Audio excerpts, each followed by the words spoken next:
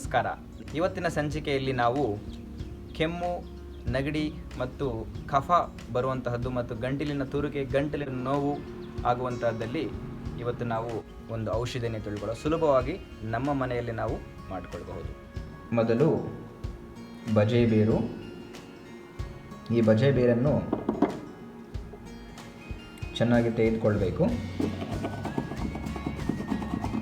ಸ್ವಲ್ಪ ನೀರು ಹಾಕ್ಕೊಂಡು ಚೆನ್ನಾಗಿ ಉಜ್ಜಬೇಕು ಗಟ್ಟಿಯಾಗಿ.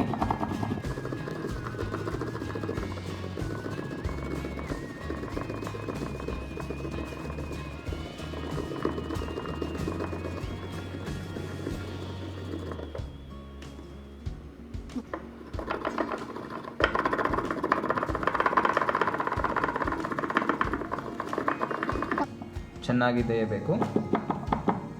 ನಂತರ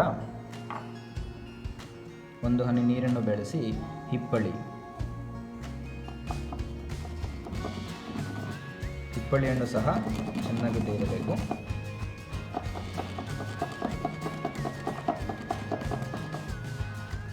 ಒಬ್ಬರಿಗೆ ಅರ್ಧ, ಮಕ್ಕಳಿಗೆ ಆದರೆ ಅರ್ಧ, ದೊಡ್ಡವರಿಗಾದರೆ ಒಂದು ಹಿಪ್ಪಳಿ ಆದರೆ ಸಾಕು.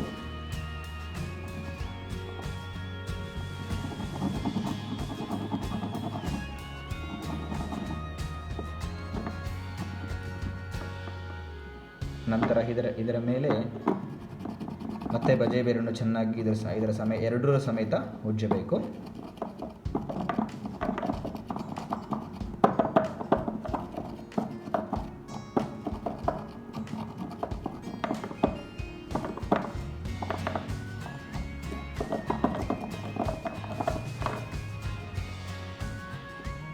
ನಂತರ